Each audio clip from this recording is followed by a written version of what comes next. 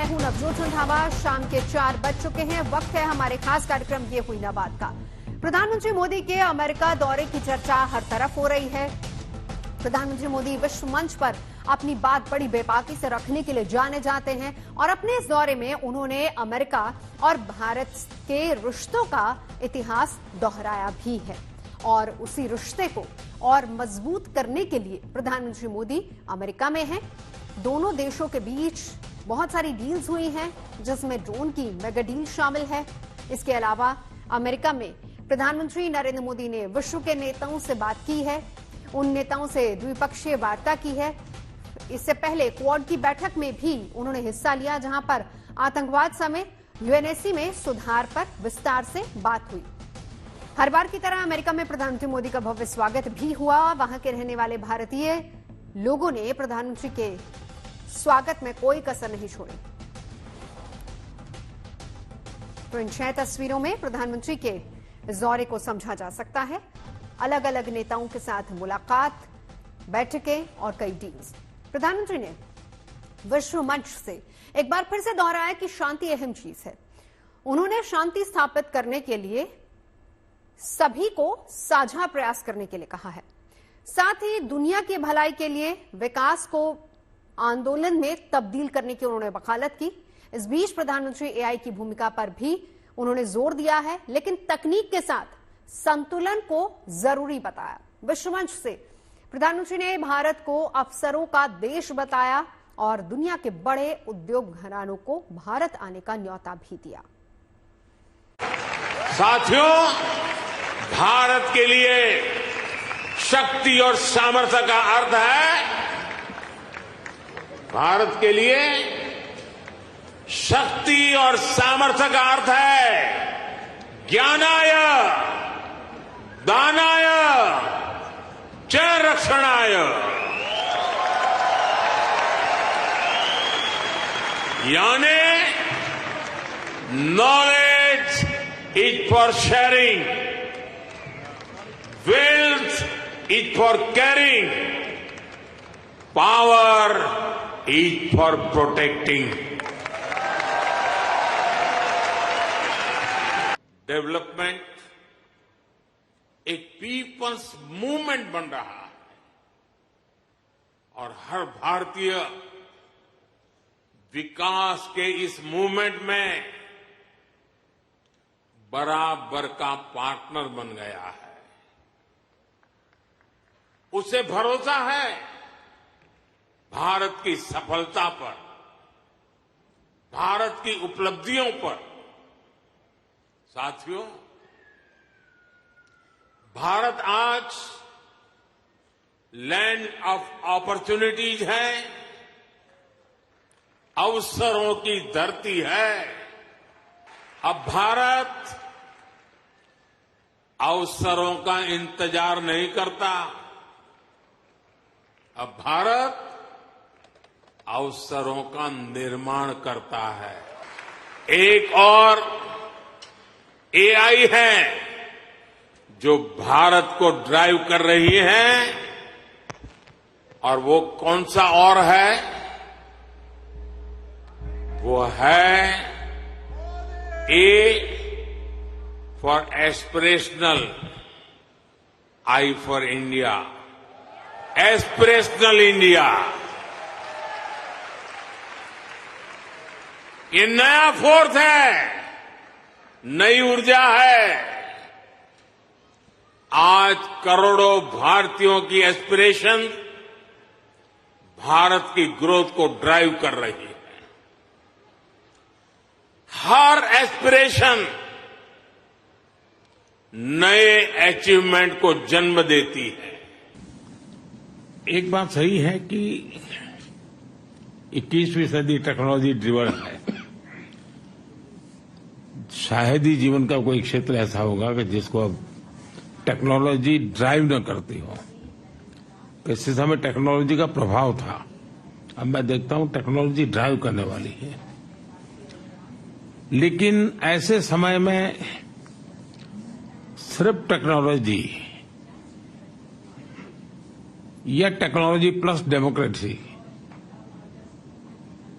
इसका एक संतुलन बहुत जरूरी है, क्योंकि डेमोक्रेटिक वैल्यूज और टेक्नोलॉजी का मिलना मानव कल्याण की गारंटी देता है,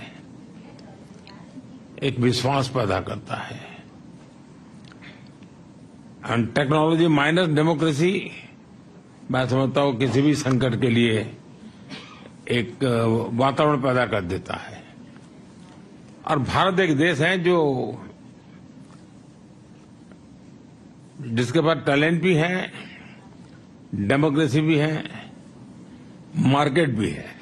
ये बात सही है कि जिस गति से दुनिया में एक विषय चला उसमें हम लेट हैं, लेकिन हम एक बार शुरू करते हैं तो हमारी गति भी उतनी तेज होती है। अब जैसे 5G में हम लेट थे, लेकिन आज हम नंबर 1 पर है। तो ये भारत की अपनी एक विशेषता भी है, स्केल भी है, आवश्यकता भी है। तो चिप की और सेमीकंडक्टर की दुनिया में हम जो पॉलिसी लाए हैं उसको बहुत ही स्वागत हो रहा है। करीब करीब सभी इस क्षेत्र के लोग भारत में आने की दिशा में आकर्षित हो रहे हैं, और उसके लिए जो बेसिक नीड्स की जरूरत है उसमें हम पूरी तरह तैयार हैं।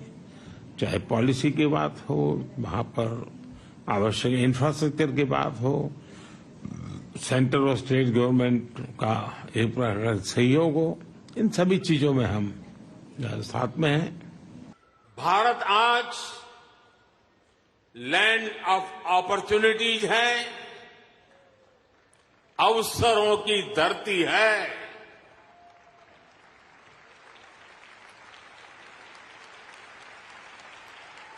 अब भारत अवसरों का इंतजार नहीं करता, अब भारत अवसरों का निर्माण करता है। तो अमेरिका में क्वाड की बैठक हुई है जिसमें एजेंडा तय कर दिया गया।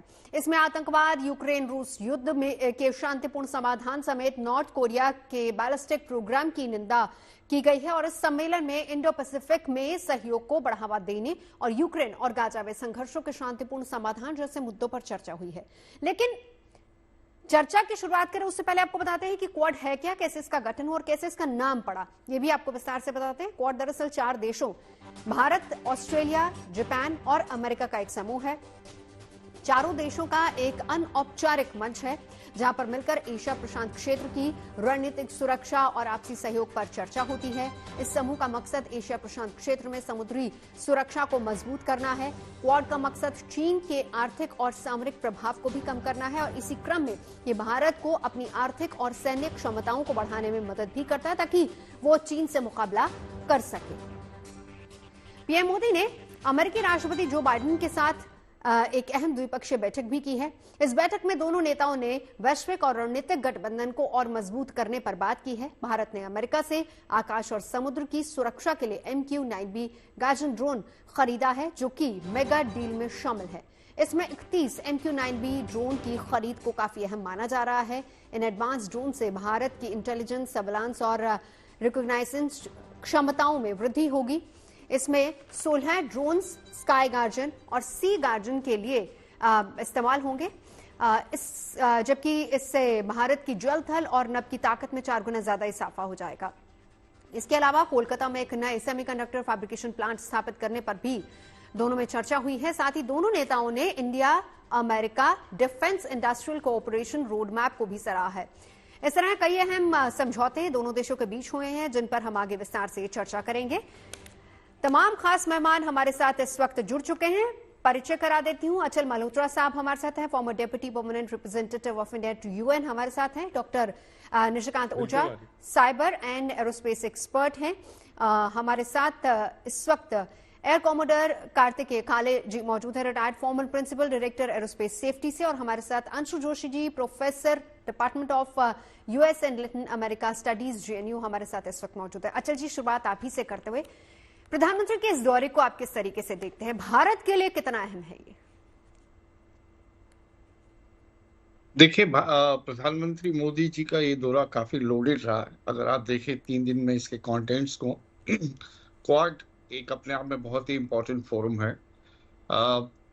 इसमें भारत का शामिल होना, यहाँ क्वाड में आप जैसा कि जानते हैं कि क्वाड की जो शुरुआत हुई थी, जो जनरल परसेप्शन ये है कि क्वाड चाइना को ध्यान में रख के बनाया गया था और ये चाइना के लिए डिटरेंस का फोरम है। लेकिन तब से अब तक, खासतौर से पिछले 4-5 साल में, क्वाड का जो कैनवस है, जो उसका एजेंडा है, वो काफी बड़ा हो गया है। और अब उसमें सस्टेनेबल डेवलपमेंट, पूरे इंडो पैसिफिक की किस तरह से डेवलपमेंट की जा सकती है, किस तरह से पार्टनरशिप की जा सकती है, इसको लेकर बहुत ही अहम जो है डिसीशंस लिए गए हैं। इस बार भी आप देखिए, कैंसर के प्रोग्राम को लेके काफी बड़ा एक एग्रीमेंट हुआ है चारों देशों के बीच में। मैरीटाइम सिक्योरिटी बढ़ाने के लिए हुआ है। इनफैक्ट बहुत से लोग इसको इस तरह से इंटरप्रेट कर रहे हैं कि ये फॉर्मली मिलिट्री अलायंस नहीं है, लेकिन उसके बावजूद भी इस पे जो मिलिट्री एलिमेंट्स बहुत आ रहे हैं। आपने पूछा भारत के पॉइंट ऑफ व्यू से, देखिए भारत के पॉइंट ऑफ व्यू से पूरा इंडो पैसिफिक रीजन जो है बहुत ही इंपॉर्टेंट रीजन है और इसमें शांति सुरक्षा बहुत जरूरी है। करोड़ों रुपए का ट्रेड यहाँ से होके जाता है, तो इसका सीधा असर, अगर इसमें कोई इंस्टेबिलिटी होती है, कोई कॉन्फ्लिक्ट की सिचुएशन आती है, खासतौर से चाइना और ताइवान को लेकर या किसी और चाइना के एम्बिशंस को लेकर साउथ चाइना, ईस्ट चाइना सी में, तो इसका सीधा सीधा असर बहुत से देशों पे पड़ेगा, लेकिन भारत से भी बहुत ज्यादा असर पड़ेगा। तो भारत का इस क्वाड में होना, जिसके बाकी 3 देश डेवलप्ड और काफी एडवांस इकोनॉमी है और भारत एक उभरती हुई फास्टेस्ट ग्रोइंग इकोनॉमी है, तो भारत को डायरेक्टली इनडायरेक्टली इससे काफी फायदा है भारत का। उसके बाद जो मोदी जी की दूसरी इंपॉर्टेंट इंगेजमेंट्स रही हैं, उसमें यूएस के साथ बायलैटरल रहा है। उसके बाद दूसरे कई देशों के साथ बायलैटरल हुए हैं, संबंधों पे विचार हुआ है, उनको और कैसे नेक्स्ट लेवल पे ले जाया जाए, इसकी हमें जो है इसका ये मौका मिलता है। इस तरह के माहौल में बात करने के बाद कॉन्क्रीट अगर आप डिलीवरेबल्स देखें तो अंडरस्टैंडिंग हुई है बहुत इंपॉर्टेंट एरियाज में, जैसे कि ड्रोन्स को लेकर। ड्रोन्स का आप देख रहे हैं प्रचलन जो है आजकल शांति और डिफेंस दोनों में बहुत ज्यादा हो रहा है। उसके बाद सेमीकंडक्टर जो हमारा एक काफी इम्पोर्टेंट, जिस पे हम जोर दे रहे हैं, basically critical emerging economy technologies को लेके जो हमारा एजेंडा है, उसमें अमेरिका के साथ जो हमारा जोड़ तोड़ है, उसका काफी हमें फायदा होने वाला है। कोलकाता में प्लांट लगाने की बात हुई है। उसके अलावा अब आने वाले वक्त में एक बहुत ही इम्पोर्टेंट फ्यूचर समिट जो होने वाली है, समिट ऑफ द फ्यूचर, उसमें भारत को मौका मिलेगा अपने पॉइंट ऑफ व्यू रखने के लिए कि आज हम कहाँ खड़े हैं, आज जो ग्लोबल गवर्नेंस की इंस्टीट्यूशंस हैं उनकी सिचुएशन क्या है और आने वाले कल में हमें क्या अप्रोच लेनी होगी। तो मुझे लगता है कि भारत, और सबसे बड़ी बात है कि इसमें इंडिया की प्रेजेंस रजिस्टर हो रही है कि एज ए ग्लोबल प्लेयर, कि आप वहां आपका एक वजूद है, एक जिसे एक्नॉलेज किया जा रहा है, जिसे रिकॉग्नाइज किया जा रहा है, और इंडियन डायस्पोरा से इंटरेक्शन। बिल्कुल, वो बात प्रधानमंत्री की इस बात से बहुत अच्छे तरीके से पता भी चलती, जब प्रधानमंत्री कहते हैं कि हमारी मानसिकता दुनिया में दबाव डालने की नहीं बल्कि प्रभाव डालने की। तो प्रधानमंत्री जब उस मंच से बात करते हैं तो कहीं ना कहीं आपने बिल्कुल सही कहा कि भारत की एक तरीके से प्रेजेंस पूरी दुनिया नोटिस कर रही है। एयर कमोडोर कार्तिकेय जी, आपके पास आते हुए 4 डील्स जिनका जिक्र अभी हम कर भी रहे थे, सवाल अब ये है कि अमेरिका से भारत अमेरिका से क्या लेकर आ रहा है, जिसमें MQ-9 भी ड्रोन की एक मेगा डील की बात हो रही है और सेमीकंडक्टर प्लांट की बात हो रही है जो कि कोलकाता में लगेगा। C-130 जो हर्कुलस की बात हो रही है जिसको लेकर एग्रीमेंट हुआ, और साइबर स्पेस डिफेंस कोऑपरेशन को लेकर जो चर्चा हुई, ये कितना अहम है? देखिए, ये चारों जो सब्जेक्ट्स हैं, जो चारों विषय हैं जिन पे प्रधानमंत्री जी ने शायद यूएस में बात करी है, ये चारों बहुत ही महत्वपूर्ण है इस देश के लिए। इस समय आप जानते हैं कि जैसे जैसे नेटवर्किंग बढ़ती है, जैसे जैसे टेक्नोलॉजी आगे जा रही है, हमारी रिलायंस सेमीकंडक्टर्स पे ज़्यादा हो रही है। कुछ दिन पहले की बात है, आपने सुन लिया है कि इसराइल ने किसी तरह से, सपोजिटली इसराइल ने जो है किस तरह से जो पेजर्स हैं हिजबुल्लाह के वो उड़ा दिए। तो ये टेक्नोलॉजी, ये जो तरह की चीजें हैं, ये पॉसिबल तभी हैं जब आपकी सेमीकंडक्टर टेक्नोलॉजी पे पूरी एक पकड़ हो। तो सेमीकंडक्टर आज जो है, सेमीकंडक्टर्स वो हैं, वो ब्रेन माने जाते हैं किसी भी इक्विपमेंट के। तो उस ब्रेन को कंट्रोल करना, उस ब्रेन को खुद बनाना बहुत जरूरी हो गया है, जैसे रिसेंटली अभी दिखाया गया है। सिमिलरली केवल एक्सप्लोजन ही नहीं, इसमें बड़े तरीके का एस्पायोनाज, बड़े तरीके के सीक्रेट्स निकल सकते हैं, बहुत कुछ हो सकता है उस मशीन के द्वारा, जो मशीन जो आपकी फैक्ट्री में बनाई जाती है। और दुनिया में एक्चुअली केवल गिने चुने देश हैं जो इस टेक्नोलॉजी को पोजेस करते हैं। और अगर भारत को एक अग्रणी देश बनना है दुनिया में डिफेंस में, स्पेशली आत्मनिर्भरता के जो मोटो पे चलना है, तो फिर ये सेमीकंडक्टर टेक्नोलॉजी जो है, सेमीकंडक्टर टेक्नोलॉजी हाथ में रखनी बहुत जरूरी है। और इसके लिए यदि यूएस के साथ एग्रीमेंट होता है, जो एक टेक्नोलॉजिकली बहुत ही आगे का देश है, बहुत ही आगे पहुंच चुका है, तो फिर उसमें कोई भी बुराई नहीं है। इसको लीप फ्रॉगिंग टेक्नोलॉजी बोला जाता है। हम लीप फ्रॉग करके उस टेक्नोलॉजी को एब्जॉर्ब कर सकते हैं और उसको यूज कर सकते हैं। तो वो तो बात रही जहां तक सेमीकंडक्टर्स का सवाल है। और सेमीकंडक्टर्स जो है वो हर चीज में आज यूज हो रहे हैं, तो उसमें आत्मनिर्भरता बहुत बहुत जरूरी है इस देश के लिए। फिर उसके बाद अगर हम देखें जो हथियार हैं, जैसे वेपन सिस्टम्स हैं, जैसे सुपर हरक्यूलीज है गया, या फिर MQ-9B प्रेडेटर जो ड्रोन्स हैं, सी गार्जियन और स्काई गार्जियन जिन्हें बोलते हैं, ये जो UAVs हैं, ये लॉन्ग रेंज UAVs हैं, हाई ऑल्टीट्यूड है। बेसिकली पीस टाइम में इनका रोल बहुत महत्वपूर्ण हो जाता है, स्पेशली जैसे कि अभी अंचल जी ने बोला कि पुलिसिंग के लिए in the Indo Pacific region बहुत इंपॉर्टेंट है। ये एरिया इतना इंपॉर्टेंट है हमारे देश के लिए और सारी दुनिया के लिए भी, कि इसको पीसफुल मेंटेन करना, इसमें शांति बनाए रखना बहुत बहुत जरूरी है। तो उस शांति को बनाए रखने के लिए ये MQ-9B प्रेडेटर ड्रोन जो हैं, ये बहुत ही यूजफुल हैं। ये कांस्टेंट सर्वेलेंस देते हैं, ऑलमोस्ट एक एक दो दिन के लिए हवा में रहते हैं, कंटिन्यूसली चीज़ों को मॉनिटर करते हैं। और उससे क्या होता है कि एक आपको पता चल जाता है कि हो क्या रहा है। एंड इस समय सबसे ज़्यादा ज़रूरी है ये पता रखना कि आपके आसपास हो क्या रहा है। यदि आपके पास हो क्या रहा है आपको पता है, तो फिर आप उस चीज़ को थोड़ा कंट्रोल कर सकते हैं, कोशिश कर सकते हैं कि कोई भी बात जो है वो कंट्रोल से बाहर ना जाए। तो वो इस देश की सुरक्षा के लिए बहुत ज़रूरी है। और आप जानते हैं कि भारत एक तरह से एक तीर की तरह समुद्र के बीच में गया हुआ देश है। हमारा बहुत सारा पोर्शन जो है वो कोस्टल लाइन का है, तो समुद्र के ऊपर जो है हमारी सर्वेलेंस जो है बहुत बहुत इंपॉर्टेंट है। और उसी संदर्भ में हमने यूएस के साथ ISR पे स्पेशल एग्रीमेंट्स भी किए हुए हैं, तो वो भी उसी संदर्भ में काम में आते हैं।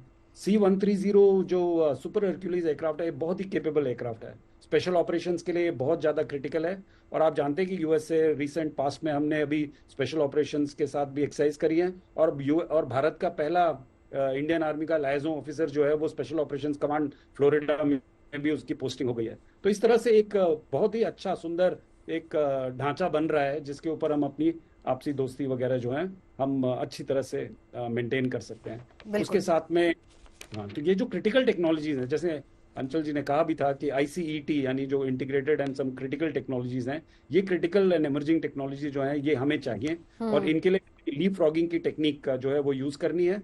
कुछ टेक्नोलॉजी हम खुद डेवलप करेंगे और कुछ टेक्नोलॉजी के लिए हम कोशिश करेंगे कि हमें टेक्नोलॉजी जो है ट्रांसफर हो जाए, ताकि हम उस टेक्नोलॉजी को इनकॉर्पोरेट कर सकें और अपने सिस्टम में ला सकें और आत्मनिर्भर हो सकें। बहुत इंपॉर्टेंट, ये आज की डेट में बहुत इंपॉर्टेंट है। डॉक्टर निशिकांत ओझा हमारे साथ जुड़ चुके हैं, साइबर एंड एरोस्पेस एक्सपर्ट भी हैं। डॉक्टर निशिकांत, यही चर्चा हम अभी कर रहे थे कि भारत के लिए अगर आत्मनिर्भर होना है तो न सिर्फ हम दूसरे मुल्कों से इक्विपमेंट्स लें, बल्कि टेक्नोलॉजी को लाना बहुत जरूरी है। ऐसे में हम जब AI का जिक्र करते हैं, आज प्रधानमंत्री ने AI की भी बात की, AI और सेमीकंडक्टर, ये दो ऐसे मुद्दे थे जिसको लेकर बहुत विस्तार से बात हुई है। किस तरीके से इसको देखते हैं आप? देखिए, ये जो क्वाड का जो पर्सपेक्टिव था, क्वाड को जो बेस बना के फॉर्म किया गया था, वो उसमें सबसे बड़ा एजेंडा जो था वो था इमर्जिंग न्यू जनरेशन टेक्नोलॉजीज पे ही था। और सब सेकंड था उसमें टेररिज्म पार्ट, जो बेसिकली मेन फोकल एरिया था जिसपे क्वाड को बेसिकली बेस बनाया गया था। लेकिन अगर आप ये जो विजिट हुई प्राइम मिनिस्टर मोदी जी की, और इसमें अगर आप देखें तो सबसे बड़ा जो ओवरऑल पे अगर एनालिसिस करते तो सेमीकंडक्टर वाला जो एक पहलू था वो सबसे ज्यादा स्ट्रेटेजिक रोल प्ले किया। इसमें दोनों देशों की डिपेंडेंसी बनी हुई थी। बेसिकली यूएस भी अपनी लास्ट माइल डिपेंडेंसी ताइवान से हटाना चाह रहा था, चाइना से हटाना चाह रहा था। And they want to have a strategic partner जहां पर वो लॉन्ग टर्म ड्यूरेशन पे अपना सेमीकंडक्टर इन्वेस्टमेंट को आगे फ्लो पे ले आए। क्योंकि देखिए, अभी जो भी सेमीकंडक्टर्स का जो मास्टर लीडर कहा जाता है वो बेसिकली चाइना है। तो अगर एनी जियोपॉलिटिकल चेंजेस हैपेंस तो वो दोनों कंट्री को इफेक्ट करेगा, वेदर यूएस और इंडिया बोथ को। जहां तक अगर हम बात करते हैं मतलब ग्लोबल चिप, बेसिकली जो चाइना थी ये बेसिकली डोमिनेटिंग स्टेज पे थी, और ये विन विन सिचुएशन दोनों कंट्रीज के लिए हो गई है। और मेरे ख्याल से this agreement is basically a burgeoning partnership between with the US और सेमीकंडक्टर सेक्टर को लेके, जिस तरह से वो गेम चेंजिंग अपॉर्चुनिटी इंडिया के लिए भी आएगी और वहां के लिए भी आएगी। फंड ऑलरेडी उन्होंने कर दिया, रिसर्च एंड डेवलपमेंट में भी काफी कर दिया गया है। और you can say know the, अगर आज के समय में बोलते हैं ना, तो semiconductor is basically the mother of the technology and innovation. उसके बिना कुछ हो ही नहीं सकता, लास्ट माइल डिपेंडेंसी आपकी बन जाती है उस पर। ये बहुत ही स्ट्रेटेजिक एंड बहुत अच्छा मूव किया है, and we should praise to the prime minister Modi that it happened, क्योंकि इस पे बातें काफी टाइम से चल रही थी। सेकेंडली अगर हम बात करते हैं तो बेसिकली जो टेररिज्म एक पार्ट था जिसपे होमलैंड सिक्योरिटी यूएस की और इंडिया की होमलैंड सिक्योरिटी ये आपस में काफी दिनों से कर रहे थे, लेकिन उसमें कुछ गैप्स थे। जैसे यूएन टेररिस्ट अगर हम बात करते हैं, जो उनकी टेररिस्ट लिस्ट है, उसमें अगर हम बात कर रहे हैं जो ऑर्गेनाइजेशन है लश्कर तैयबा, जैश ए मोहम्मद, एन नंबर्स ऑफ जो ऑर्गेनाइजेशन है जिसपे वो काफी दिनों से उसको ऑर्गेनाइज किए हुए थे, और जहां पर वो बेसिकली इंडिया के साथ स्ट्रेटेजिकली काम करना चाह रहे थे। तो ये एक काउंटर टेररिज्म में भी बहुत बड़ा पहल हुआ, जो कि पहले एक दो मीटिंग्स में इसकी सीडिंग हो गई थी, लेकिन वो उस रूप से उजागर नहीं हुआ था। फाइनेंशियल एक्शन टास्क फोर्स जो सबसे इंपॉर्टेंट चीज थी, मनी लॉन्ड्रिंग, काउंटरफिटिंग, जो कि एक बहुत बड़ा हेडेक बना हुआ था, यूएस के लिए भी बना हुआ था और इंडिया के लिए भी बना हुआ था, उस पर भी इसको स्ट्रेंथन करने की बात चल रही है। तो ओवरऑल अगर आप देखते हैं तो ये जो एआई पे उन्होंने बात किया, आर्टिफिशियल इंटेलिजेंस, बेसिकली अगर आप एआई की बात करते हैं, या आप बेसिकली MQ-9P जिसको आप स्काई गार्जियन या प्रेडेटर बोलते हैं, ये पूरा एक चेंजिंग वॉरफेयर है, ये ऑटोनोमस वॉरफेयर में चेंज हो रहा है। बिल्कुल। ये चीजें बहुत ही स्ट्रेटेजिकली और लॉन्ग विजन पे इसको इनिशिएट किया गया, और ये जहन में रखते हुए कि हमारी जियो पॉलिटिकल सिचुएशन किस हिसाब से चेंज हो रही है। तो it's a good opportunity for both the country, and I think मेरे ख्याल से ग्लोबल चिप इंडस्ट्री जो है बेसिकली चाइना को डोमिनेट करने से कम करने के लिए ये बहुत बड़ा स्ट्रेटेजिक रोल यूएस ने लिया, और उसने जो इंडिया को चूज किया, it is also one of the best option. और ये एक तरीके से हम कह भी सकते हैं कि चीन के लिए भी एक बड़ा संदेश होगा। डॉक्टर अंशु जोशी जी, आपके पास आते हुए टेक्नोलॉजी के एक सवाल पर आपका रिएक्शन चाहूंगे, और दूसरी बात ये कि जब हम विश्व नीति की बात करते हैं, भारत की विश्व नीति की, प्रधानमंत्री ने कहा कि हमारी मानसिकता दुनिया में दबाव की नहीं प्रभाव की है। दूसरी बात, जलाने की नहीं सूरज की तरह रोशनी देने वाला देश है। ये बात कहते हुए भी एक बड़ा संदेश प्रधानमंत्री दे रहे हैं। बिल्कुल, जब हम तकनीक की बात करते हैं तो इसको भी कहीं ना कहीं हमें भारतीय दर्शन से जोड़ के देखना होगा। क्रिटिकल इंफ्रास्ट्रक्चरल डेवलपमेंट और तकनीक और प्रौद्योगिकी को फ्यूचर रेडी बनाने के लिहाज से हमारे प्रधानमंत्री ने कल और आज बहुत महत्वपूर्ण बातें अपने संबोधनों में कही हैं। और इसके पहले जब ब्रुनेई और सिंगापुर गए थे तब भी सेमीकंडक्टर इंडस्ट्री से जुड़ी हुई जो सप्लाई चेन है उसको बेहतर बनाने के लिए, रेजिलिएंट बनाने के लिए बड़ी बातें हुई।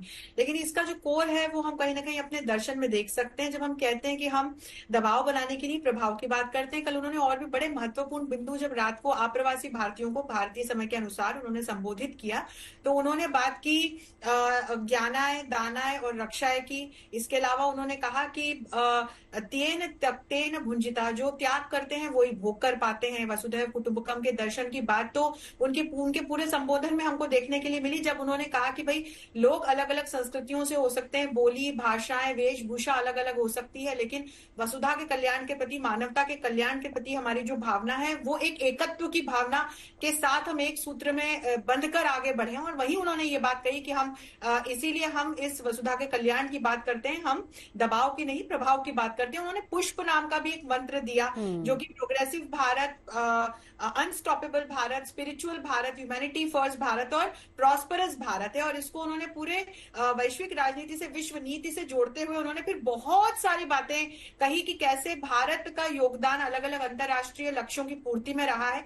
तो चाहे वो हेल्थ केयर हो या क्रिटिकल इंफ्रास्ट्रक्चरल डेवलपमेंट हो या विमेन लेड डेवलपमेंट हो या ग्रीन डेवलपमेंट हो, सस्टेनेबल डेवलपमेंट हो, कल उन्होंने ग्रीन इकोनॉमी की भी बात कही। और इन्हीं तमाम बातों को रखते हुए फिर वो इस चीज पर आया कि हमें अंतरराष्ट्रीय स्तर पर कैसे जो अलग अलग लक्ष्य हैं उनकी पूर्ति के लिए एक साथ होकर के काम करना पड़ेगा। तो ये एक बड़ा बदलाव वैश्विक राजनीति में, जहां हम कॉम्पीट न करते हुए कोलैबोरेट करके कैसे आगे बढ़ सकते हैं, इसकी बात प्रधानमंत्री अलग अलग मंचों से अलग अलग देशों को जाकर समझा रहे हैं। वो रशिया गए, उन्होंने यही बात कही। बिल्कुल। यूक्रेन गए, उन्होंने यही बात कही। उन्होंने पुतिन से भी कहा कि अब ये युद्ध समाप्त कीजिए। उन्होंने जेलेंस्की से भी यही बात की। पोलैंड गए, ऑस्ट्रिया गए। अभी उनकी जितनी रीसेंट विजिट्स हैं, आप देखिए, ये विश्व नीति की दृष्टि से बहुत ऐतिहासिक बिल्कुल। विजिट्स। और ये कितना इंपॉर्टेंट हो जाता है अंशु जी, बिल्कुल कितना इंपॉर्टेंट हो जाता है दुनिया के लिए, क्या संदेश है इसी पर। और क्वाड का एजेंडा भी तय हुआ है, साथ ही साथ संयुक्त बयान की जो बड़ी बात है उस पर भी हम आगे चर्चा करेंगे। तमाम खास मेहमान लगातार हमारे साथ बने हुए हैं। तो आज प्रधानमंत्री नरेंद्र मोदी के क्वाड दौरे को लेकर आज हम चर्चा कर रहे हैं। जो अहम बातें हुई उसी को लेकर आज बातचीत हो रही खास मेहमानों के साथ। आचार्य जी, एक बड़ा सवाल, क्योंकि एक तो एजेंडा तय हुआ और जो बड़ी बातें संयुक्त बयान की थी उसमें दो चीजें जिस पर एक जवाब आपका चाहूंगी। एक तो आतंकवाद पर उन्होंने सीधे तौर पर निंदा की और यूएनएससी में भी सुधार की गुंजाइश की उन्होंने बात की है। क्या इससे प्रधानमंत्री कहना चाह रहे थे, क्या कैसे इसको समझा जाए? देखिए, आतंकवाद एक ऐसा मुद्दा है जिसको हमने एक ऐसी समस्या है जिसे हम सबसे ज्यादा जूझते रहे हैं। सालों साल हम जूझते रहे, जिससे दुनिया को खास असर नहीं हुआ जब तक 9/11 नहीं हुआ, वहां अमेरिका में नहीं हुआ। तो उसके बाद से अब एक ब्रॉड कंसेंसस है पूरी दुनिया में कि आतंकवाद एक बहुत बड़ी समस्या है। इसमें state actor, non state actor, ये सब शामिल है। और जो भारत की अप्रोच है आतंकवाद को हैंडल करने की, उसको ब्रॉड एंडोर्समेंट मिलती है। और पिछली बार भी इसको हमने उठाया था और जॉइंट स्टेटमेंट में इसको इंक्लूड किया गया था। इस बार भी किया गया, नाम नहीं लिया, लेकिन सीधा सीधा टारगेट पाकिस्तान के ऊपर भी हुआ है। 26/11 की बात हुई है, बहुत सारी बातें हुई हैं जिससे हमारे जो कंसर्न्स है आतंकवाद को लेकर वो सामने आए हैं। लेकिन इस मुद्दे में बहुत से सवाल हैं जिनके जवाब ढूंढने बहुत मुश्किल हो रहे हैं। सालों साल से यूनाइटेड नेशंस में एक इंटरनेशनल कन्वेंशन ऑन टेररिज्म पे बात चल रही है। आप हैरान होंगी, आई एम श्योर आपको मालूम होगा कि अभी तक टेररिज्म की परिभाषा पे सहमति नहीं बनी। तब आप देख लीजिए कि इसमें हम कहाँ खड़े हुए हैं। फिर बीच बीच में गुड टेररिस्ट, बैड टेररिस्ट की बात भी आ जाती है। बहरहाल ये एक मुद्दा है जिसे हम समय समय पर उठाते रहे हैं। और खुशी की बात यह है कि हमारे इस जो हमारे कंसर्न्स है उस पर एक ब्रॉड इंटरनेशनल कंसेंसस है। इसी तरह से यूएन सिक्योरिटी काउंसिल की रिफॉर्म्स की बात है, इस पे भी हमने एक बहुत ब्रॉड कंसेंसस बना लिया है। सब इस चीज को महसूस कर रहे हैं कि ये जितनी भी हमने ग्लोबल गवर्नेंस की इंस्टीट्यूशंस क्रिएट करी थी वर्ल्ड वॉर 2 के बाद, अब समय बदल गया है। इनमें रिफॉर्म्स की जरूरत है, चाहे वो यूनाइटेड नेशन हो, उसकी सिक्योरिटी काउंसिल हो, चाहे वो IMF हो, वर्ल्ड बैंक हो, ब्रेटन वुड्स इंस्टीट्यूशंस कहते हैं जिसे हम, इन सब में बदलाव और सुधार लाने की जरूरत है, क्योंकि ये आज की रियलिटीज को रिफ्लेक्ट नहीं करती। इनको ब्रॉड, मोर रिप्रेजेंटेटिव बनाने की जरूरत है। बातचीत इस पे चल रही है, इंटरगवर्नमेंटल नेगोशिएशंस हो रही है यूनाइटेड नेशंस में। इस बीच भारत की परमानेंट मेंबरशिप के लिए बहुत सारे देशों ने, including United states of America, कहा है खुल के, सामने आके, पब्लिकली भी, प्राइवेटली भी, कि जब कभी यूनाइटेड सिक्योरिटी काउंसिल का सुधार हो, ये एक्सपेंशन होगी, उसमें डेफिनेटली भारत को एक पोजीशन मिलना चाहिए। ये थोड़ा सा अभी भी दूरगामी, अभी इतनी आज कल या परसों में नहीं होने वाला, ये मैं आपको बता देता हूँ। लेकिन ये इस बात का एक्नॉलेजमेंट, इस बात की रिकॉग्निशन कि आज की तारीख में भारत का वो स्टेचर है कि अगर नहीं बल्कि जरूरी बन गया है कि यूनाइटेड नेशन सिक्योरिटी काउंसिल को एक्सपैंड किया जाए और उसमें भारत को परमानेंट मेंबर की जगह दी जाए। तो ये बहुत अपने आप में हमारी अब तक की जो कोशिशें हैं, और ये समय समय पे इसको रिफ्लेक्ट किया जा रहा है। अब आप देखिएगा जो ड्राफ्ट एक pact of the future circulate किया यूएन वालों ने, जो आज समिट ऑफ द फ्यूचर में जब लोग अपनी बात रखेंगे, तो उस ड्राफ्ट पैक्ट में भी यूएन इस बात को की एक्नॉलेजमेंट की गई है कि ये कहीं ना कहीं यूएन जो इसके 3 पिलर्स हैं, peace and security, development, sustainable development और ह्यूमन राइट्स, हर जगह पे वो अपनी एक्सपेक्टेशन, जो आम पब्लिक की एक्सपेक्टेशंस हैं, इंटरनेशनल कम्युनिटी की एक्सपेक्टेशंस पे उस पर खरा नहीं उतरा है और इसमें रिफॉर्म लाने की जरूरत है। बिल्कुल। तो ये एक इम्पोर्टेंट, बहुत ही इम्पोर्टेंट है। समय कितना लगेगा ये कहना मेरे लिए बिल्कुल। बहुत मुश्किल है। डॉक्टर निशिकांत, आपको इंक्लूड करते हुए दो चीजें, मैं वापस उस एआई और सेमीकंडक्टर वाली बात पे आऊंगी। प्रधानमंत्री ने एआई को लेकर और तकनीक को लेकर, देखिए तकनीक जरूरी है, तकनीक का जमाना है, वक्त बदल भी गया है, लेकिन उस तकनीक के साथ संतुलन बनाने की बात भी कही, और ये जरूरी भी हो जाता है ऐसे समय में जब हमने हाल फिलहाल में देखा है कि रण क्षेत्र में किस तरीके से युद्ध भूमि में तरीका बदला है, उस तकनीक का इस्तेमाल हो रहा है, और उस तकनीक का किस तरीके से इस्तेमाल हो रहा है। हम पॉजिटिव नहीं, हम इसको एक नेगेटिव तरीके से देखेंगे। तो यहां पर जब बैलेंसिंग की बात आती है तो कैसे सहयोग बन पाएगा ऐसे समय में जब आज की डेट में तकनीक हमारा हिस्सा है, हमारी जीवन शैली का हिस्सा है। एआई को हम कहते हैं कि एक तरीके से बहुत बड़ा चेंज दुनिया में लेकर आ रहा है। हालांकि अमेरिका में इसको लेकर अभी बहस चल रही है, चर्चा हो रही है। बिल्कुल, मैं आपकी बात से पूरी तरह से सहमत हूँ, क्योंकि अब जो परिभाषा की हम बात कर रहे हैं, वॉरफेयर डेफिनेशन एकदम चेंज हो चुकी है। और ये वॉरफेयर जैसे जैसे चेंज हो रही है, पहले कन्वेंशनल थी, फिर हाइब्रिड आया, अब पूरा ऑटोनोमस वॉरफेयर पे आ रहा है। तो ये चीजों के साथ हमें भी आगे उसी हिसाब से हमें चलना पड़ेगा। जहां तक हम यूएस की बात करते हैं, यूएस थोड़ा सा इन मामलों में नेक्स्ट जनरेशन टेक्नोलॉजीज में काफी एडवांस था, और उसने अपने रिसर्च एंड डेवलपमेंट में काफी चीजों को एकदम एक्सप्लोर किया। लेकिन जहां तक इंडिया की बात है, इंडिया ने भी जैसे ऑटोनोमस वेपन्स पे, और अगर हम बात करते हैं हाइब्रिड वॉरफेयर पे, या हम उसको अगर और बात करते हैं एआई बेस्ड या नेक्स्ट जनरेशन वॉरफेयर की बात करते हैं, तो इंडिया ने अपने आप को काफी हद तक मजबूत कर लिया है इस मामले में। इसलिए अगर स्ट्रेटेजिकली देखा जाए, जैसे अगर हम बात करते हैं स्काई गार्जियन, तो बेसिकली वो यूएस का ही है। तो उसका किस तरह से टेक्नोलॉजी को हम लेकर इंडिया के अंदर आए, with in the soil of India लेकर आए, और इसको टेक्नोलॉजी को मैच्योर करके इसको डिप्लॉय किया जाए, तो वो एक दो पहल मुद्दे हैं जिसपे अभी बात हो रही है। लेकिन जहां तक, और अगर हम बात करते हैं टेक्नोलॉजी, एआई है, साइबर सिक्योरिटी, मैं होमलैंड सिक्योरिटी का पहले भी बता रहा हूँ, यूएस होमलैंड सिक्योरिटी काफी क्लोजली इंडिया के साथ काम कर रहा था इन एआई बेस्ड पे, साइबर पे, और बेसिकली ये जो मैंने आपको बताया कि जो काउंटर टेररिज्म है, ये कुछ उनके एरियाज थे जिसपे वो इंडिया के साथ बहुत क्लोजली काम भी कर रहे थे और उनकी गैप को कम करना चाह रहे थे। लेकिन वो कुछ मींस सिनर्जीज नहीं बन पा रही थी, जो कि इस मीटिंग्स में सबसे पहले उसी चीजों को रखा गया। और मेरे ख्याल से अब जो एक इंटेलिजेंस शेयरिंग है, और बेसिकली अगर हम कम्युनिकेशन की हम बात करते हैं, तो that will be taken care of in after this meeting. Quad basically मैंने पहले भी बताया था कि इसके दो चैप्टर जो बहुत अहम है, जिसकी नींव रखी गई थी, वो है technology, next generation technology, not technology only, और दूसरा है काउंटर टेररिज्म, जिसके लिए उन्होंने ये प्लेज लिया था कि ईयरली इस पे रिव्यू होगा, इस पे मीटिंग होगी, और अकॉर्डिंगली इस चैप्टर को रिवाइज हम करते चले जाएंगे। तो जहां तक एआई की बात करते हैं, इंडिया ने ऑटोनोमस वेपन में करीब, जो मुझे लग रहा है एस्टिमेटेड अमाउंट है, वो करीब 12,600 मिलियन यूएस डॉलर के आसपास की मार्केट प्रिवेल कर रही है इंडिया सॉइल पे। तो यूएस भी उसको एक तरह से सबसे बड़ी मार्केट देखता है, तो they will it will be win win situation for both the countries. और मैंने पहले ही बता दिया, जिस तरह से आप देख रहे हैं रशिया यूक्रेन की वॉर देख लीजिए आप, बेसिकली अगर आप इजराइल और हमास की वॉर देख लीजिए, तो ये टेक्नोलॉजी बेस्ड वॉरफेयर हो गई है वहां पर, और वो भी ऑटोनोमस, मींस आपको ड्रोन्स को बताना नहीं है, ड्रोन्स खुद ही डिटेक्ट करेगा, आइडेंटिफाई करेगा और न्यूट्रलाइज कर देगा। तो this is something which is happening. और ये जो सेमीकंडक्टर वाला है, ये मैंने आपको पहले बताया, it is a mother of the necessity of the innovation.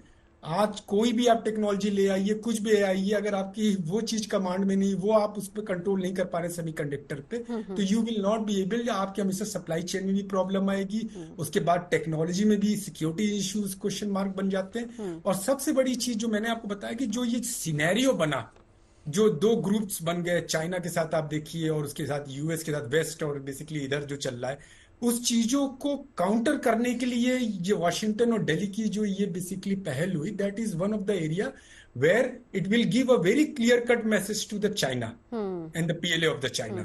और ये सबसे बड़ी एक और, अगर आप उनकी प्रेस रिलीज देखते हैं, तो उसमें उन्होंने सबसे बड़ी बात करी है टेलीकम्युनिकेशन पे, जो एक बेसिकली बैकबोन है हमारे पूरे कम्युनिकेशन में। अगर आप देखते हैं तो उस समय चाइना ने काफी पेंट्रेट किया था, और हुआवे के काफी इक्विपमेंट्स इंडिया के अंदर लगाए गए थे। फिर बाद में उसको यूएस ने बैन किया, ऑस्ट्रेलिया ने बैन किया।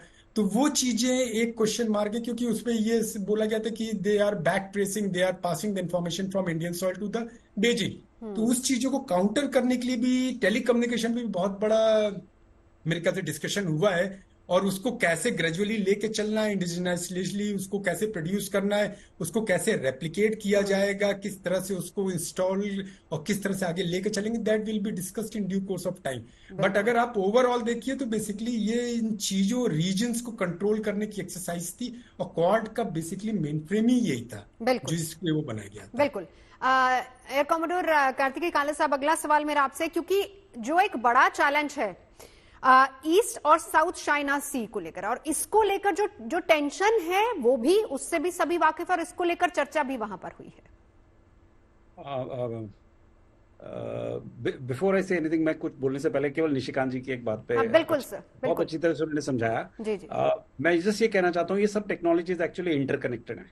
सेमीकंडक्टर है, उसी के ऊपर सारा जो ब्रेन वर्क है, सॉफ्टवेयर भी बेस्ड रहता है, उसी के ऊपर जो है आपका communication, telecommunication, intelligence, surveillance, reconnaissance, सारी की सारी एआई भी उसी पे बेस्ड रहती है। तो एक्चुअली ये सारा एक टेक्नोलॉजिकल पिरामिड है, और इस टेक्नोलॉजिकल पिरामिड के बेस पे सेमीकंडक्टर्स हैं। तो that is why I think जो प्राइम मिनिस्टर का फोकस रहा है वो इन इमर्जिंग टेक्नोलॉजीज में ये जो लेयर्स बन रही हैं बेस पे सेमीकंडक्टर्स, और उसके ऊपर एआई, उसके ऊपर रोबोटिक्स, उसके ऊपर इंटीग्रेशन सॉफ्टवेयर्स, ये सब जो है उनके ऊपर वो फोकस कर रहे हैं। तो बस यही बात थी। और सर मेरे सवाल का जवाब देने से पहले आप ही के जवाब पे मैं एक सवाल और करूंगी। ऐसे समय में बहुत जरूरी, इसको सबसे अहम डील नहीं कहा जाएगा सर, देखिए, क्योंकि पूरी तरह से हम जो है वो चीन पर, पूरी तो नहीं चलिए मैक्सिमम हम कह दे चीन पर निर्भर हैं, और अगर सेमीकंडक्टर एक हब बन जाता है, अगर कोलकाता में जिस तरीके से डील हो रही है, तो काफी हद तक हम इंडिपेंडेंट हो जाएंगे। हमारी बहुत सारी चीजें ऐसी हैं जिसको चाइना बना रहा है, और चाइना और हमारे संबंध कैसे, ये हम सभी जानते हैं। और हाल फिलहाल में जिस तरीके से वॉर की स्ट्रेटेजीज पूरी तरह से चेंज हुई, चाहे वो पेजर हो या वॉकी टॉकी, उसमें बहुत इंपॉर्टेंट हो जाता है कि भारत अपनी टेक्नोलॉजी को कम से कम अपने पास रखे। तो ये एक बहुत बड़ा स्टेप है।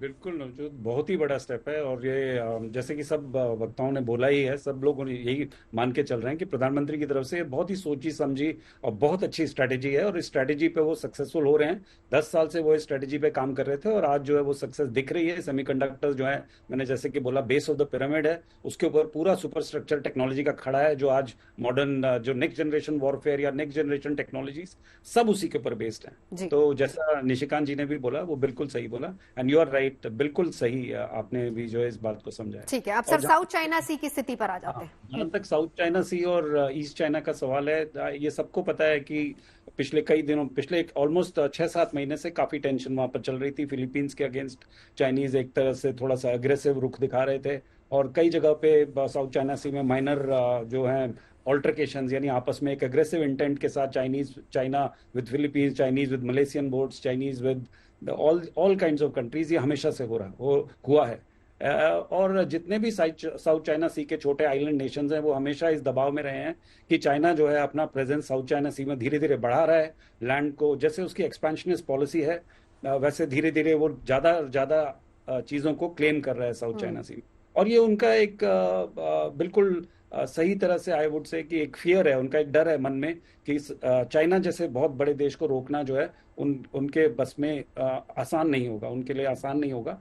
और चूंकि वो आसान नहीं होगा, इसलिए वो डेफिनेटली चाहते हैं कि सारी दुनिया से उनको सपोर्ट मिले, ताकि उनका जो फ्रीडम है उस फ्रीडम के ऊपर कोई दबाव ना आए।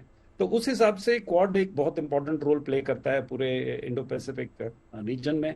आपको पता है कि यूएस की वैसे भी ताइवान के साथ एक संधि है, जिसके, और फिलीपींस के साथ भी है, जिसके अनुसार वो उनकी मदद के लिए आ सकता है। तो इस तरीके से भारत का रोल जो है इस पर्टिकुलर केस में एक दोस्त का है, एक हमदर्द का है। हम समझते हैं कि चीन क्या कोशिश कर रहा है, और हम उसको एक तरह से नेगेट करने की पूरी कोशिश कर रहे हैं।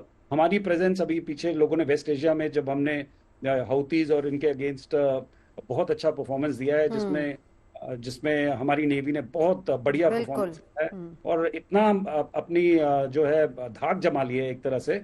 तो उसके बाद जो है सारी दुनिया की नेवीज हमारी नेवी को, हमारे सशस्त्र सेनाओं को एक अलग नजरिए से देख रही है। और ये जॉइंट एक्सरसाइजेस उसका एक बहुत बड़ा उदाहरण भी है। बिल्कुल। और एक भारत में एक नया जोश है, एक काम करने का एक जज्बा है जो दिख रहा है। तो साउथ चाइना सी जबकि हमारे एरिया ऑफ कंट्रोल से अभी इस समय दूर है, परंतु हमारी ब्लू वाटर नेवी जैसे बन रही है, नया INS विक्रांत को भी अब इंक्लूड कर लिया गया है। एक और एयरक्राफ्ट कैरियर जो है, साथ में सब हमारी परमाणु पनडुब्बियां भी हैं, वो एक के बाद एक आ रही हैं, 2 आ चुकी हैं, तीसरी भी आने वाली है।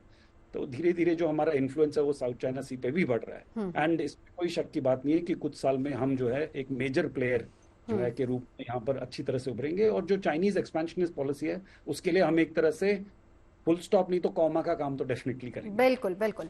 अंशु जी, देखिए, भारत में विश्व में जिस तरीके से टेंशन है, चाहे वो रूस यूक्रेन युद्ध की हम बात कर लें या फिर मिडिल ईस्ट की हाल फिलहाल तो नहीं, वो तो खैर एक बहुत पुराना मुद्दा है, टेंशन जिस तरीके से चल रही है, भारत का स्टैंड हमेशा युद्ध को लेकर एक ही रहा है कि हम विश्व शांति ही चाहते हैं और अंतर्राष्ट्रीय नियमों के साथ इसका पालन होना चाहिए, इसका समाधान होना चाहिए। वापस प्रधानमंत्री ने उस मंच पर जाकर इसी बात को दोहराया है।